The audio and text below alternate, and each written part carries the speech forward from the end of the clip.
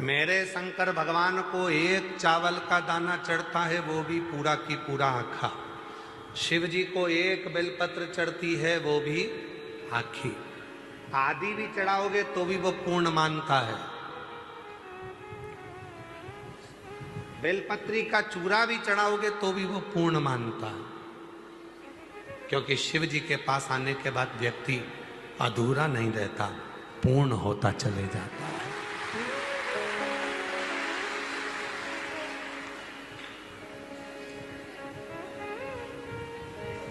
शंकर जी का दर्शन करा है आप लोगों ने?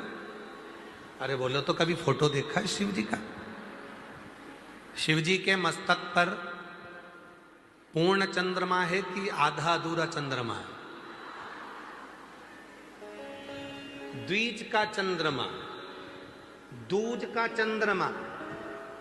और वो दूज का चंद्रमा एकदम जो दुर्बल है, पतला है, शरीर में रोग हो गया था, चंद्रदेव को ससुर ने श्राप दे दिया था कि तुझे काया का रोग हो जाए।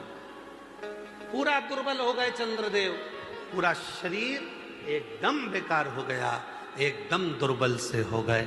तब शिव की शरण में गए और भगवान शंकर ने उनको अपने मस्तक पर रखा, कहा मैं तो अधूरा हूं, मैं अधूरा हूं। शिव जी कहते हैं तू अधूरा है, पर जब मेरे से आकर लग गया और मेरे करीब में आ गया तो तू अधूरा नहीं रह सकता, अब तो पूर्ण होकर पूर्ण।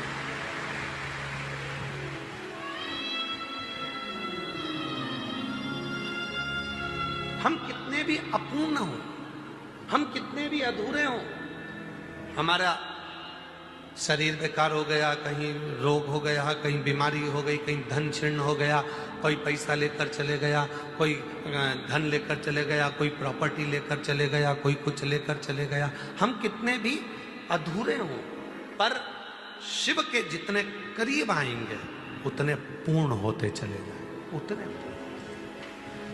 शिव अधूरा नहीं रखता, मेरा बाबा आपको अधूरा नहीं रखेगा, वो पूर्ण कर।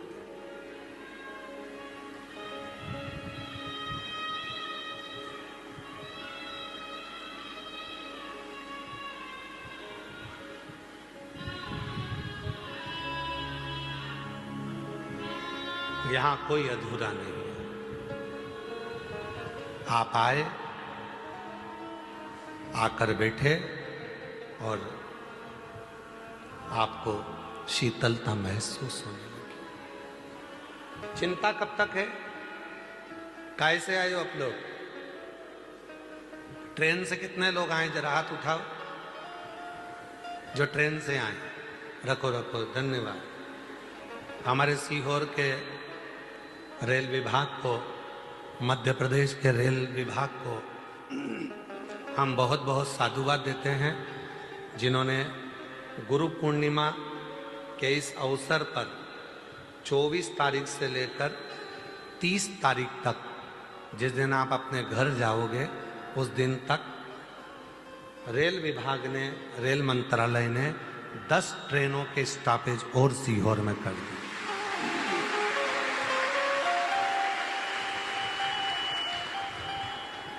बनारस की ट्रेन, पटना की ट्रेन, बंगाल की ट्रेन, झारखंड की ट्रेन, सारी ट्रेनों के स्टॉपेज सीहोर में कर दिया, उसके लिए उनको साधुवाद है। महाराष्ट्र की ट्रेन, राजस्थान की ट्रेन, सारी ट्रेनों के स्टॉपेज सीहोर में कर दिए 30 तारीख तक, जब तक भक्त अपने घर जाए। अब ट्रेन में बैठते हो,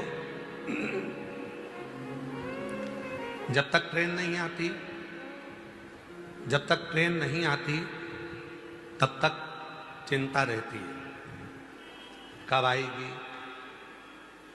बहुत देर हो गई, सामान ढेर सारा है, सब उतरेंगे तो मैं चढ़ूंगी कब। चिंता में पानी की खाली बोतल लेके बार बार नल में से भर रही है।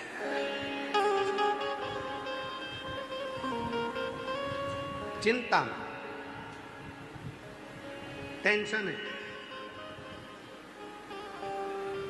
जैसी ट्रेन की आवाज सुनती है वैसी खड़ी हो जाती है। आ गई, आ गई, आई, निकल गई, अपनी ही थी, फिर इंतजार कर रही है, चिंता लगी है, सामान है, बच्चे हैं, सब सामान को संभालना है, बच्चे भी हैं।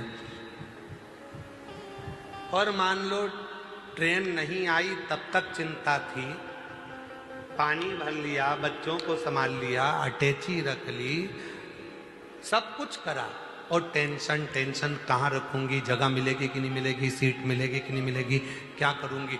और ट्रेन आई, और ट्रेन में तुम जाकर अंदर बैठ गए, सामान रख लिया, उसके बाद टेंशन है क्या?